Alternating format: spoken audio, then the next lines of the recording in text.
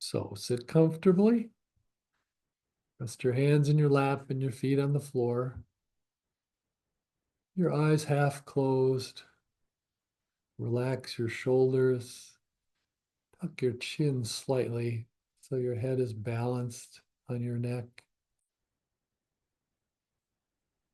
Imagine there's that pebble on top of your head that begins to move down through your body like a pebble sinking in a river.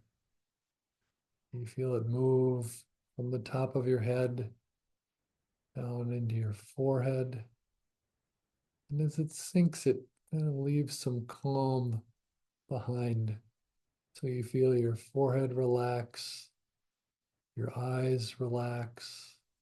You can let them be halfway closed or half open, all the way closed if you prefer that. That pebble keeps moving down, and we follow it with some attention to the places in our body it's moving. It moves down through our jaw and our mouth, and we notice how tense we may be there. You may be someone who grinds their teeth. And just be aware if there's tension there and let it dissipate. Just let it flow out, flow down with that pebble, down into your neck.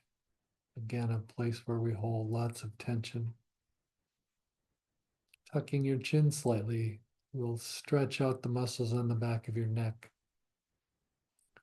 And that also loosens up your shoulders so that your shoulders drop down, they hang loosely and roll back slightly,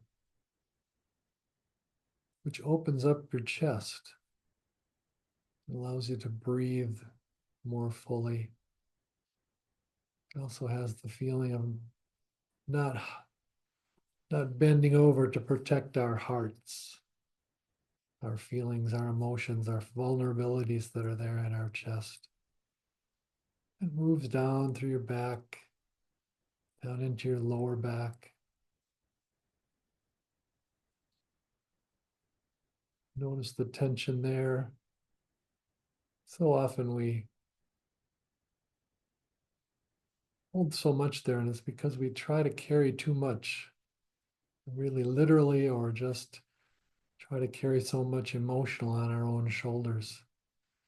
And we start to get a sway back. We know it's good to let that gentle curve in our spine be there in our lower back, but it gets to a point where sometimes you're so swayed back that it throws everything from your waist on up and causes the tension and pain in your chest and your shoulders and your neck. The pebble continues down. You feel it in your belly till it comes to rest right in your belly and cradled in your pelvis. You feel the pebble settle into that spot just a few inches beneath your navel, that place where your diaphragm and your abdominal muscles power your breath. You feel that belly and abdomen rise as you breathe in and fall as you breathe out. Now just let your attention fall on your breath. No need to try and deepen it or lengthen it. Just let your breath come and go.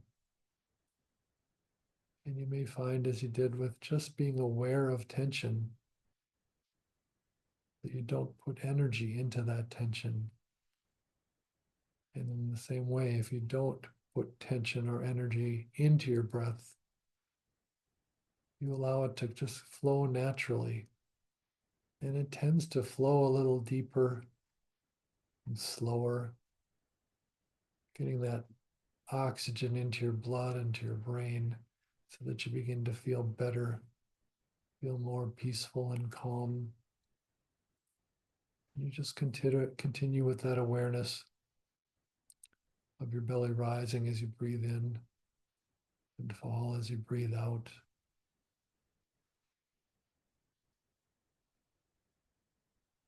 We got to talking a few minutes ago about stubbornness.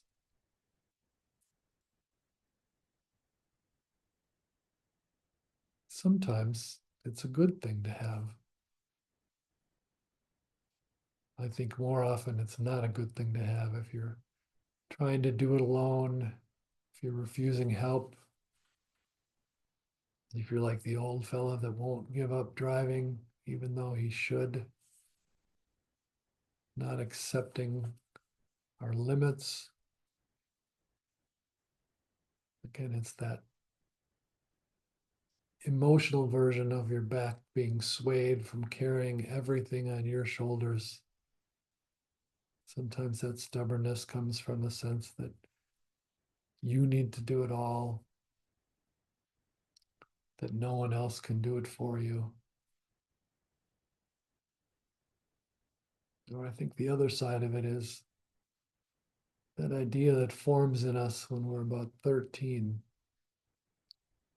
that if anyone tells us what to do, we're going to go right ahead and do the opposite.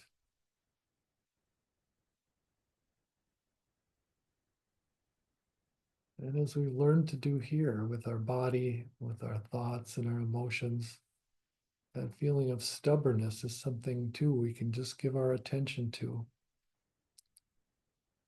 Not immediately trying to push it away to say it's a bad thing, because as we said, it sometimes is useful. But to just do the pause as you pause at other times before reacting.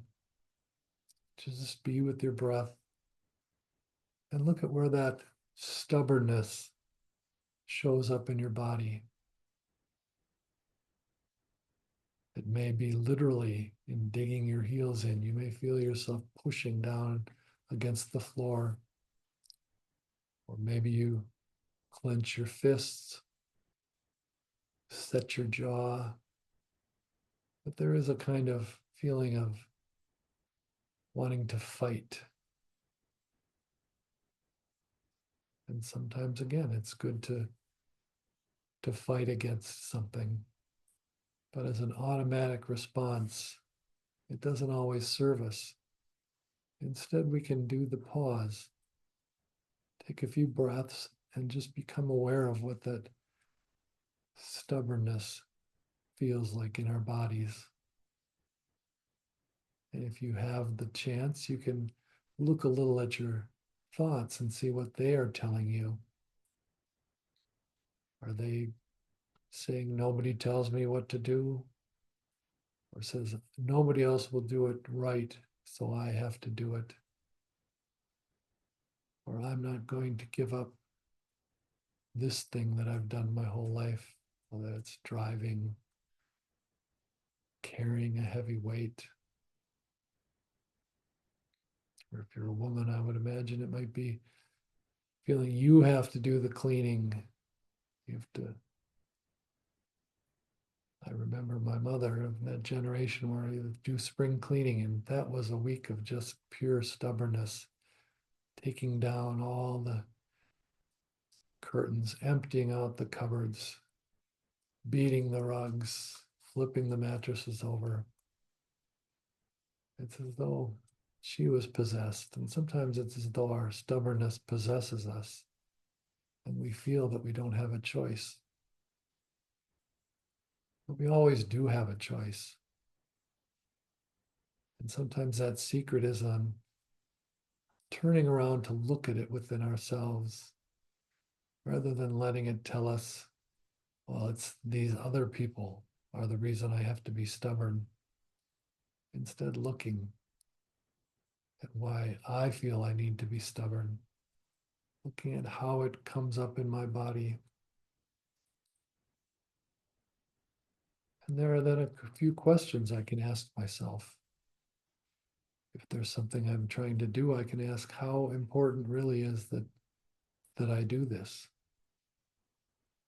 Maybe it will be fine if I don't do the shoveling perfectly by myself and refuse to let anyone help me on a cold winter's day. Or maybe it doesn't really even need to be done at all, but we've convinced ourselves that it has to be done. and there's no one else that can do it but us? Or is it that 13-year-old thinking just that no one tells me what to do, which can be as dangerous to an adult as it is to a 13-year-old? We'll get in that cycle and do things that are the worst possible things for us just because no one tells me what to do. So we always have that option. And if we pause to look at it, we can ask what the thoughts are that go along with it, what the feelings are. Those feelings may be uncomfortable, those thoughts may be uncomfortable. But if we just turn to look at them, it's odd somehow that, again, taking that turn to look at ourselves, we might feel it's getting closer to the things like the anger, the stubbornness. But there's a way in which we've been ignoring them. That's what gives them their strength, what makes us feel we have to blindly comply with them. When we can turn to look at them, it's actually like a step back, and we can almost physically feel we're doing that. We're turning to look, but we're also stepping back to look at them. Or if you'd rather, you can think as though you're holding them in your hand and examining it closely. What is this? Where does it come from? And that allows you to ask the questions. Is this so important? Can it wait? Maybe doing this is not good for me.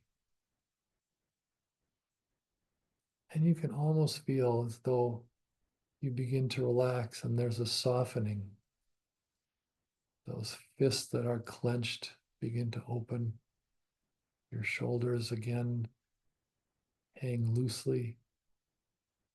Your feet aren't pushing into the floor as though you're trying to push yourself up and take off. You loosen your jaw. And sometimes the place you feel it the most is in your belly. There's that tight belly that comes with stubbornness. And you can let those muscles soften. You may be aware that when you're stubborn like that, that belly tenses up. You're like the bull snorting with short, fast breaths. And you'll likely find that that is what's happened to your breath too. So you can be aware of that, let it relax and slow, let your belly soften, and open your eyes fully to see clearly what needs to be done. Whether you can let it go, you can ask for help, you can just give in to someone else. So many choices. Or you may need to do what it is you feel you need to do. But you'll be doing it as a choice rather than being forced into it, and all the resentments and anger that go along with that. Those just drain energy, make us bitter and miserable. So when you feel yourself gearing up like that, and take that pause, take a few breaths, and look at yourself. Maybe you can even remove yourself from the situation, to just go off and be alone for a moment. Or if it's not anything that needs to be responded to, it can wait till tomorrow and you can just be with it and be with those questions. Finding a softer way to move through life, to move through the world with calmer, measured breaths as you breathe in and your belly rises, and breathe out as your belly falls. As someone who can be very stubborn themselves, I know this is not an easy task. Like everything else we do here, you can learn get better at doing it, at examining this. Just choosing to, first of all, be curious. How does this work? How do I get myself into these positions? Why am I so stubborn? And maybe let it go.